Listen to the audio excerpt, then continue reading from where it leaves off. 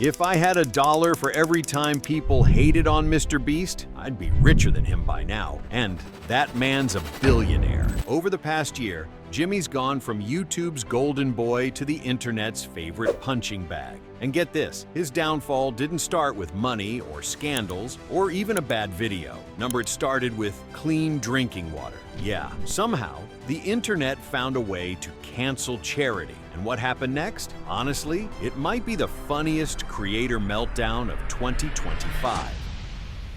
So here's where it all started. Clean drinking water. Sounds like the least cancelable thing ever, right? Wrong. MrBeast launches Team Water, raises millions to build wells in Africa, and Twitter immediately decides, nah, this is a scam. People were posting like, these wells aren't free, he's profiting, it's all a money grab. Brother, he's literally building wells, not starting a Gatorade franchise. And it got even dumber. Some folks started flaming creators for not donating enough. Imagine donating $10,000 to charity and getting roasted online like, you, only $10K? Broke. The internet basically turned philanthropy into a Twitch subathon. Then came the memes. Clips started going viral of MrBeast calling up streamers, and people joked he was acting like a debt collector. Yo, where's that 100 grand, bro? That's 100,000 years of clean water. Pay up. Debt collector here, where's that 100 G's?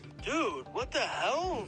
Why am I getting pressed like this? Where's the 100 grand? It's 100,000 years of clean water for people in need. Dude, I haven't streamed it. Like I said, I'm doing 100 and then whatever my chat donates. I told you that. Okay. Oh, he did say that though. He did say that though. Okay. The wildest part? These weren't broke college kids. These were millionaires, streamers with mansions, Lambos, $10,000 gaming setups, hiding from Jimmy like he's the IRS. They were literally dodging FaceTime calls just so they wouldn't have to. Save lives. So MrBeast gets all the credit. So, when he's, asking people to donate on his stream and stuff and pressuring them, and I think it's just kind of a little weird. Like, bro, when they're pressuring these creators to donate money and everything for that, I can see why some creators don't want to do it because it's MrBeast's name that gets all the recognition. And yet, somehow, the narrative online became, MrBeast is evil. He's manipulating people. He's forcing charity down our throats. MrBeast is genuinely one of the most evil people alive today. I mean that. So MrBeast is getting a bunch of hate. But this was just the beginning, because what happened next made millionaires look like victims. Just when you thought things couldn't get pettier, Rolling Stone drops their list of the top 25 most influential creators of 2025. Kai Cenat? On there. IShowSpeed? On there. MrBeast? Obviously he's there too. But here's the catch. Jimmy wasn't at the top. He wasn't even top 5. Nope. He was sitting at number 7. And right above him, at number 6, was Caleb Heron, a comedian, a podcaster, a guy most people had to Google after reading the list. Now, most billionaires would shrug this off. Up early for sunrise yoga, I appreciate that. Fat people, always powerful to see you out and about.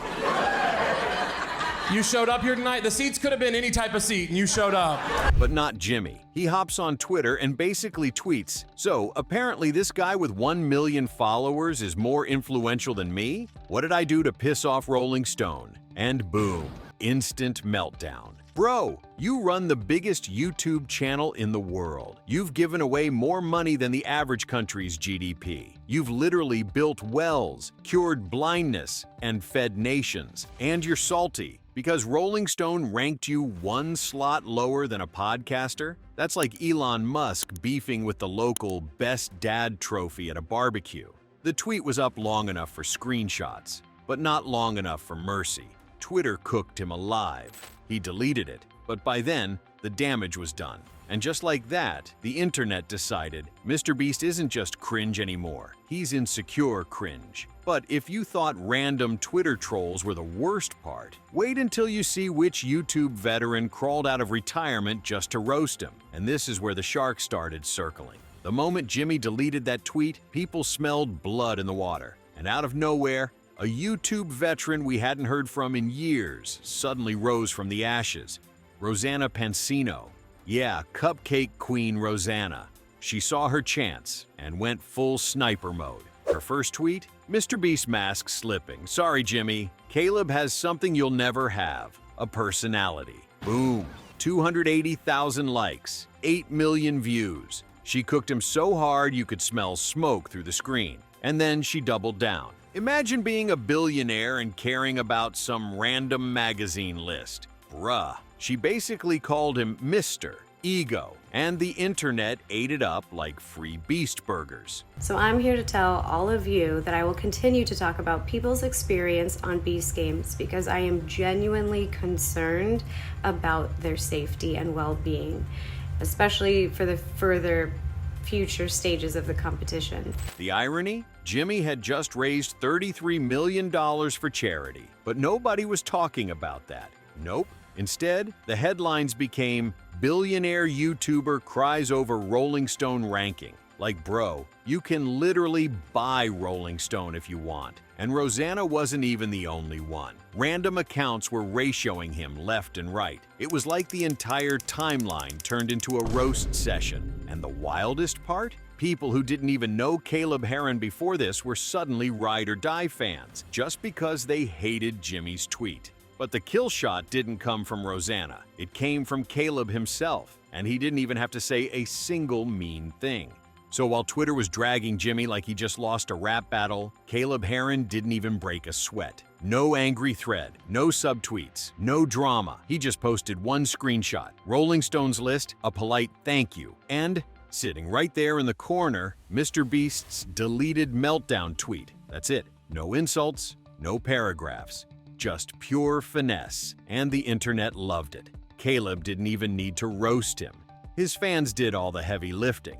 The comments were brutal. Congrats, Caleb. You're actually funny and don't make poor people fist fight for cash. When you're ranked higher than the billionaire grifter, that hits different. Imagine curing blindness just to get ratioed by a podcaster. Bro, imagine building wells across Africa, feeding entire towns, raising $30 million for water, only to get cooked alive by a dude with a microphone and a sense of humor. It was the ultimate contrast. Jimmy looked pressed, insecure, and ego-driven, while Caleb looked cool, funny, and unbothered. And on the internet, perception is everything.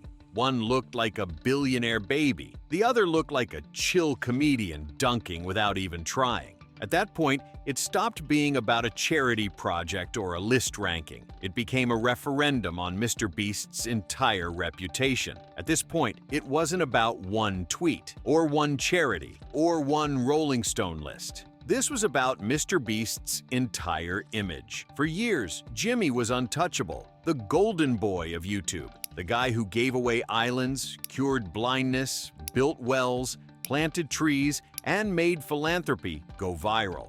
The 3 tanks is going to be providing clean drinking water to over 300 people in the community. This tank, when completed, will hold 15,000 liters of water, paired with a mechanism to clean the water, disinfect it, and make it safe to drink. He wasn't just a creator. He was basically YouTube's Superman.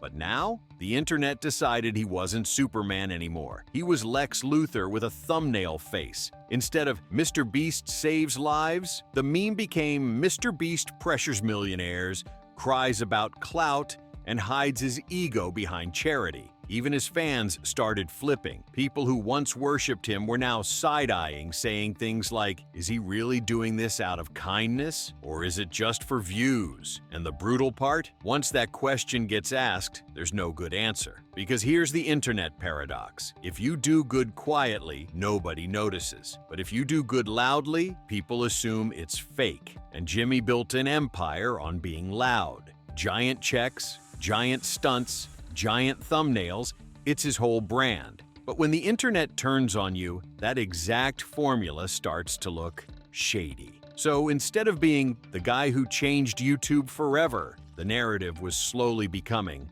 the billionaire clout chaser who can't take a joke. And that shift is dangerous.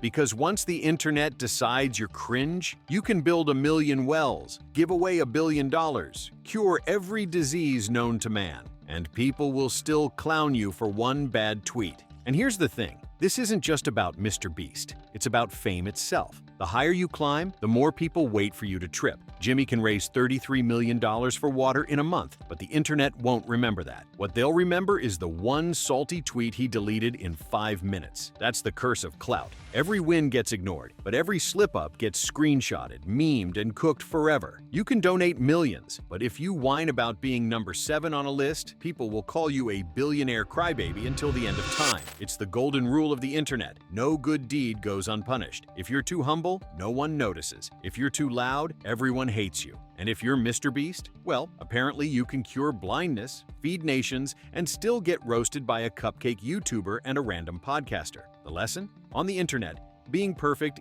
isn't enough. Because the second you look human, even for a tweet, you stop being a superhero and start being a meme.